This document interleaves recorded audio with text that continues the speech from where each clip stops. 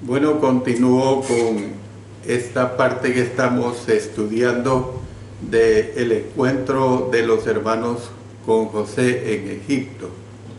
Hemos estudiado hasta el versículo 9.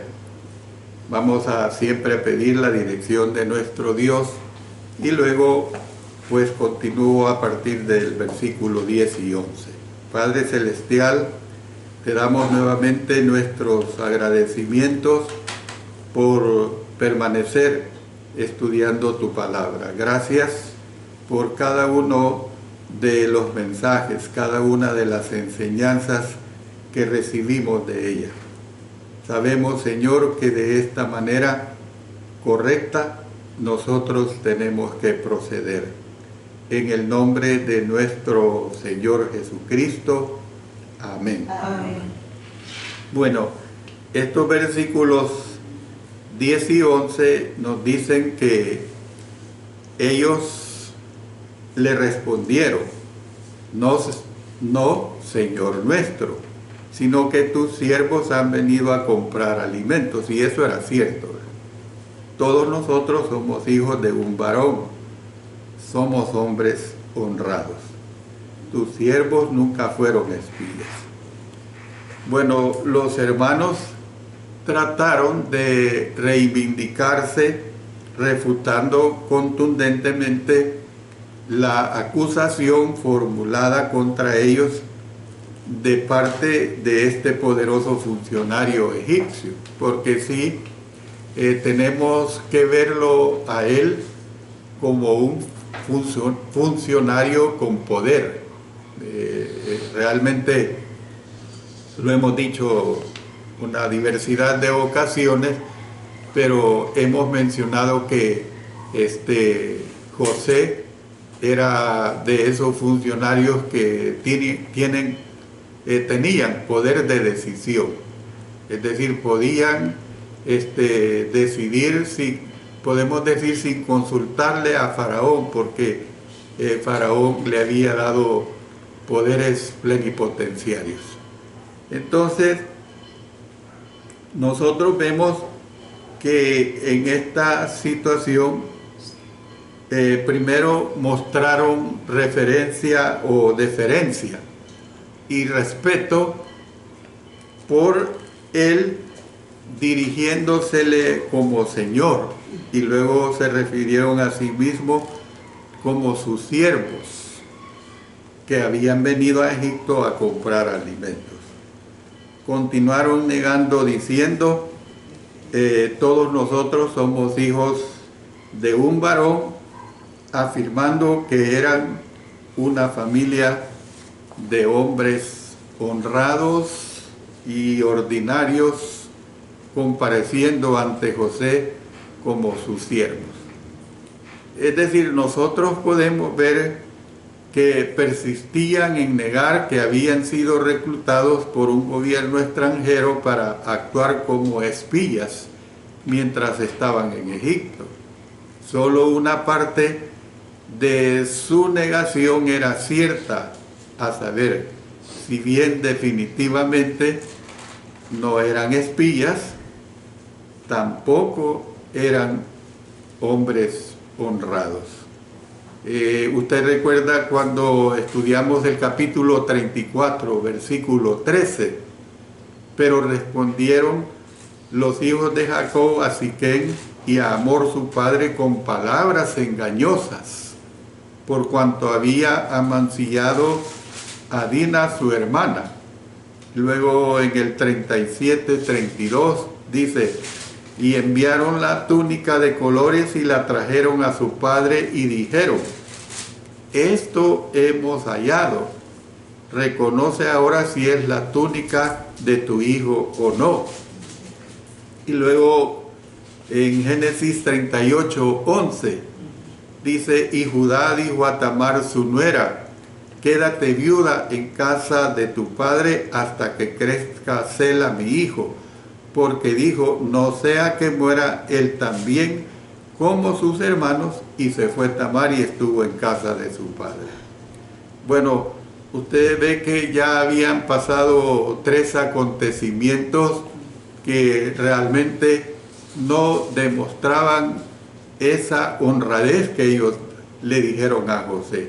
Yo lo que puedo ver que el nombre honrados les quedaba muy grande. Realmente de honrados no tenían nada. Pero claro, estaban en una situación de necesidad y ellos tenían que paliar la situación para lograr el propósito de conseguir los alimentos. Dice el versículo 12 que José les dijo: no, para haberlo descubierto del país has venido. José no aceptaría la explicación de ellos y les aseveró de esta manera, o sea, él les replica pues que eran espías. La acusación reiterada de José parece haber sido un medio para determinar el carácter de los hermanos y recopilar información adicional sobre el resto de la familia, en lugar de simplemente tomar represalias contra ellos. O sea que aquí se ve implícito, como lo veremos posteriormente, que José quería asegurarse de ver a su hermano Benjamín, hijo de padre y madre, compañero de él, pues sanguíneo completamente, no un medio hermano. Y también quería, como lo vamos a ver, también posteriormente quería ver a su padre. Dice el versículo 13 que ellos siguieron con el mismo tipo de negación y añadieron algunos detalles, incluyendo un breve resumen de su historia familiar, diciendo: tus siervos somos 12 hermanos, hijos de un varón en la tierra de Canaán, y he aquí el menor está hoy con nuestro padre y otro no parece. Esa es una gran mentira, ¿verdad? Porque ellos sabían lo que habían hecho. No tenían idea de que en ese mismo momento estaban inclinándose delante de aquel al que daban como muerto. Por eso miren lo que dice los versículos 14 y 15. Y José les dijo: eso es lo que os he dicho, afirmando que sois espías. En esto seréis probados. Vive Faraón que no saldréis de aquí, sino cuando vuestro hermano menor viniere aquí. Todavía pues no satisfecho, José continuó insistiendo de esa manera. Luego propuso que fueran probados para determinar si estaban diciendo la verdad. Hizo el siguiente juramento: vive Faraón que no saldréis de aquí, sino cuando vuestro hermano menor viniere. Más adelante en Israel, los juramentos se hacían generalmente en el nombre de Dios. Por ejemplo, miren lo que dice Jueces 8:19. Y él dijo: mis hermanos eran hijos de mi madre, vive Jehová, que si les hubierais conservado la vida, yo no os mataría. Y esta declaración se repite varias veces en diversos libros, como en Ruth, como en Samuel, donde hacían un juramento y ponían a Dios como testigo cuando dice: vive Jehová. Entonces, sin embargo, en este contexto egipcio, hay que dejar claro esto: José juró por la vida de Faraón que sus hermanos no saldrían de Egipto a menos que Benjamín fuera llevado allí. Hay una inscripción de la dinastía 20ª que contiene un juramento hecho por la vida de Faraón. O sea, así juraban, pues así ellos sellaban un pacto o una declaración que era real.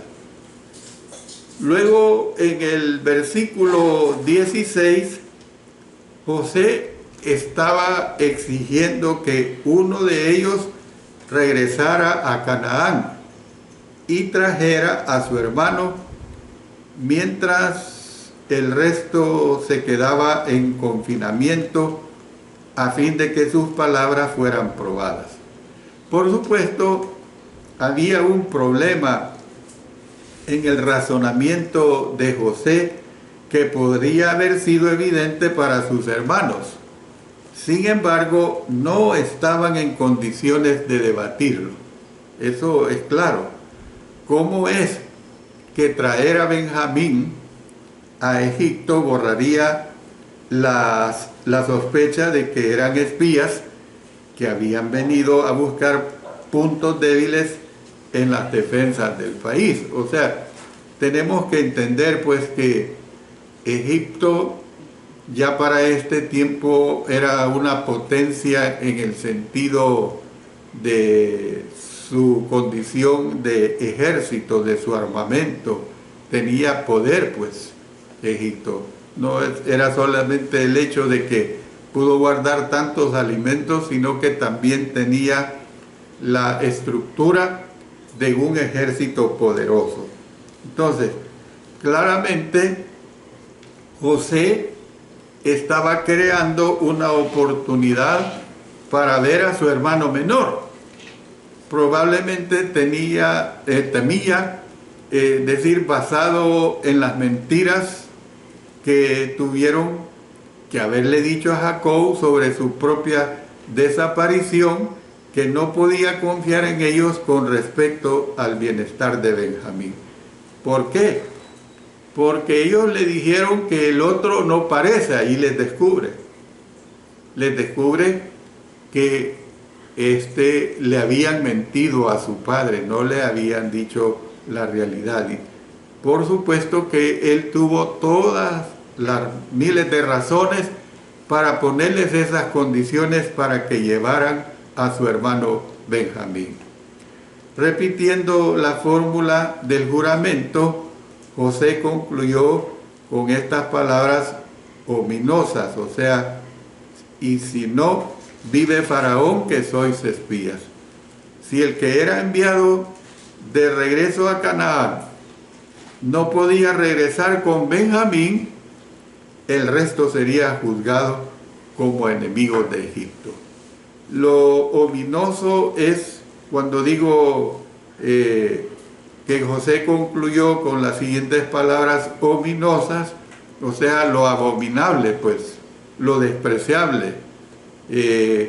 Cuando uno puede decir, no soporto su actitud con las personas necesitadas, eso es lo ominoso. En el versículo 17 dice que entonces los puso juntos en la cárcel por 3 días. Entonces, dicho lo anterior, para darles tiempo para pensar sobre su precaria situación y cómo es que ellos responderían. ¿Por qué de todos los extranjeros que venían a Egipto a comprar grano, estaba este poderoso gobernante egipcio sospechando de todos ellos? Es algo que a lo mejor ellos no lo razonaron, porque tantos que vienen a comprar alimentos y por qué esa sospecha se ha dado en nosotros. Los hermanos de José tuvieron tiempo suficiente para preguntarse lo mismo mientras estaban en la cárcel. ¿Por qué José no procedió con los demás compradores, pues, de esta manera? Entonces, veamos la siguiente parte que tenemos, es que se exigió un rehén antes de que los hermanos pudieran salir de Egipto. Y esto lo tenemos en los versículos 18 hasta el 25. Porque miren lo que dice el versículo 18. Y al tercer día les dijo José, haced esto y vivid, yo temo a Dios. O sea, después de que había encarcelado a sus hermanos, José decidió mantener a uno de ellos en prisión mientras los demás regresaban a casa. El texto no revela si cambió de parecer o si este era su plan todo el tiempo. ¿Por qué encarcelaría José a todo el grupo y luego soltaría solo a uno? Bueno, en primer lugar, puede que haya encarcelado inicialmente a todo el grupo a fin de asustarlos y hacer que indagaran en sus corazones mientras analizaban su situación actual. Porque miren lo que nos dice los versos 21 y 22 de este capítulo 42. Y decían el uno al otro: verdaderamente hemos pecado contra nuestro hermano, pues vimos la angustia de su alma cuando nos rogaba y no le escuchamos. Por eso ha venido sobre nosotros esta angustia. Entonces Rubén les respondió diciendo: no os hablé yo y dije, no pequéis contra el joven, y no escuchasteis. He aquí también se nos demanda su sangre. Bueno, en segundo lugar, se daba cuenta José de que si enviaba únicamente a un hermano de regreso a casa, o sea, de regreso a Canaán, pues, no podría, una tan sola persona, no podía llevar mucha comida para su padre y el resto de la familia. Entonces, por eso él decide enviar a 9 de sus hermanos y que se quede uno como rehén. José amonestó a los hermanos con severidad diciendo: haced esto y vivid, yo temo a Dios. Siempre que la Biblia describe a alguien como un hombre temeroso de Dios, está sugiriendo que era de un carácter recto. Por ejemplo, retrocediendo en Génesis 20:11, dice: y Abraham respondió, porque dije para mí, ciertamente no hay temor de Dios en este lugar, y me matarán por causa de mi mujer. También vamos a Deuteronomio 25:18, dice: de cómo te salió al encuentro en el camino y te desbarató la retaguardia de todos los débiles que iban detrás de ti cuando tú estabas cansado y trabajado, y no tuvo ningún temor de Dios. O sea, vemos que el Antiguo Testamento no limita las personas temerosas de Dios a los israelitas. Por ejemplo, Job era de la tierra de Uz y fue tal vez un idumeo. Sin embargo, se le describe como una persona justamente así. Por ejemplo, vamos al capítulo 1 de Job y leamos los versículos 1 y después nos pasamos al 8 y 9. Hubo en tierra de Uz un varón llamado Job, y era hombre perfecto y recto, temeroso de Dios y apartado del mal. Versículo 8. Y ahora y Jehová dijo a Satanás: ¿no has considerado a mi siervo Job, que no hay otro como él en la tierra? Varón perfecto y recto, temeroso de Dios y apartado del mal. Respondió Satanás a Jehová, dijo: ¿acaso teme Job a Dios de balde? Entonces, nosotros podemos ver pues que esta situación se daba en diferentes momentos de acuerdo al ir y devenir cuando ya tenemos formada a la nación de Israel. Luego, en los versículos 19 y 20, vemos cómo José les encargó a sus captivos que si en realidad eran hombres honrados, porque ellos dijeron, somos hombres honrados, les permitieran a uno de sus hermanos permanecer en la cárcel, mientras el resto viajaba con alimento para el hambre de su casa hambrienta.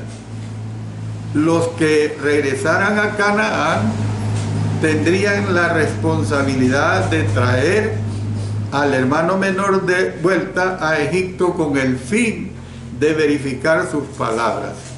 Entonces José prometió que si seguían estas instrucciones no morirían.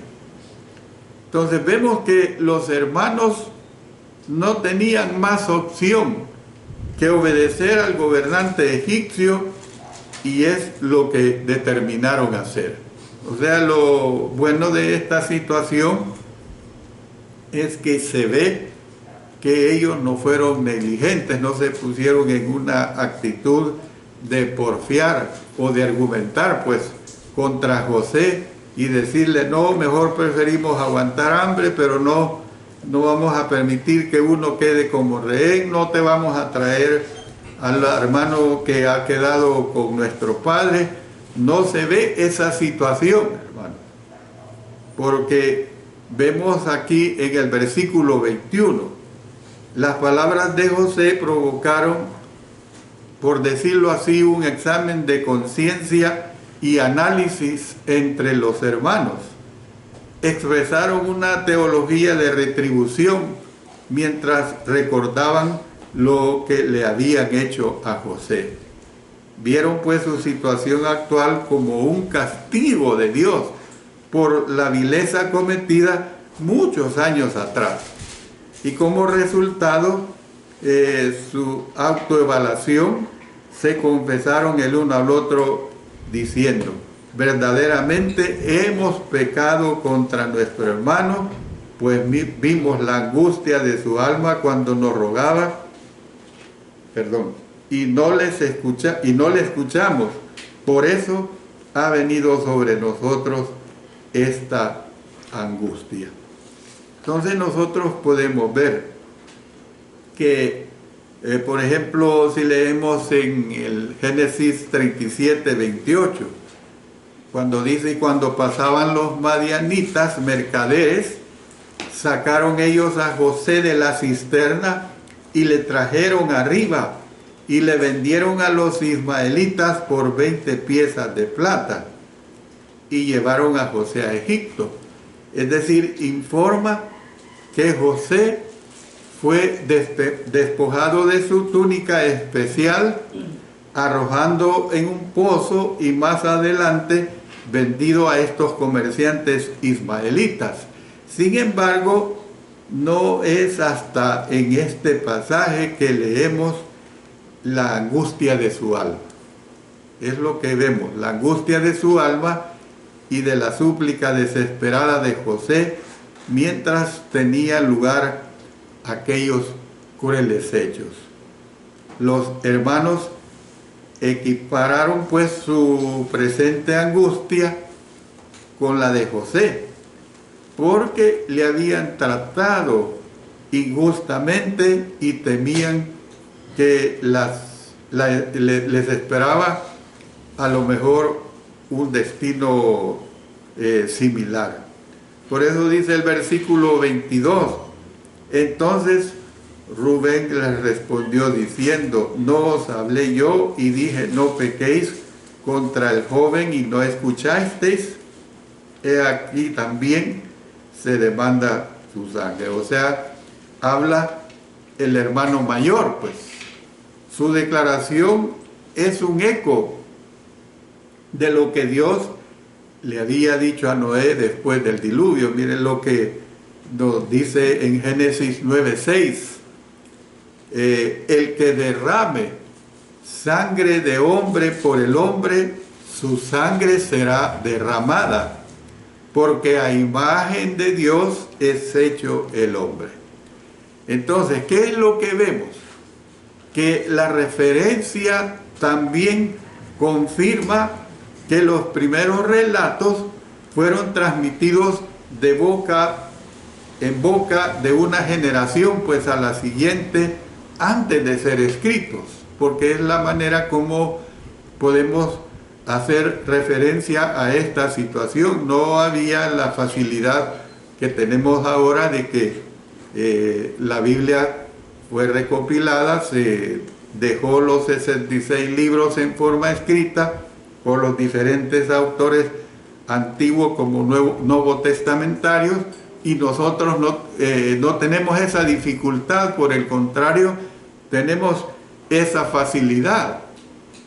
Obviamente, Jacob les había enseñado este principio a sus hijos, y Rubén les dijo a sus hermanos que estaba a punto de caer la demanda de sangre sobre ellos.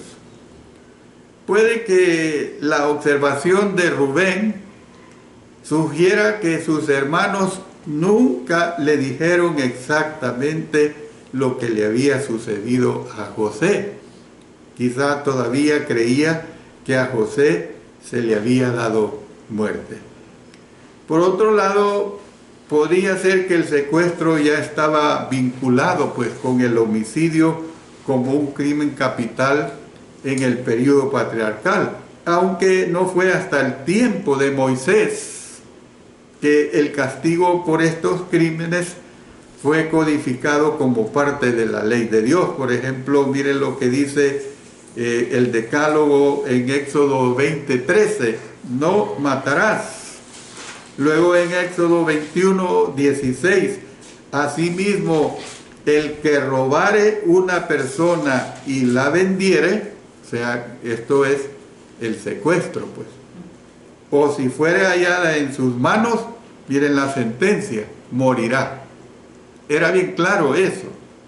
Rubén estaba sin duda preocupado de que la culpa por derramar sangre estaba sobre ellos. Por eso en el versículo 23 vemos que, pero ellos no sabían que los entendía José porque había intérprete entre ellos, ¿verdad? A medida que expresaban sus preocupaciones por su culpabilidad, ellos no sabían sobre esta situación. El uso pues de un traductor les hizo suponer que este gobernante egipcio no hablaba hebreo. Esto es bien claro.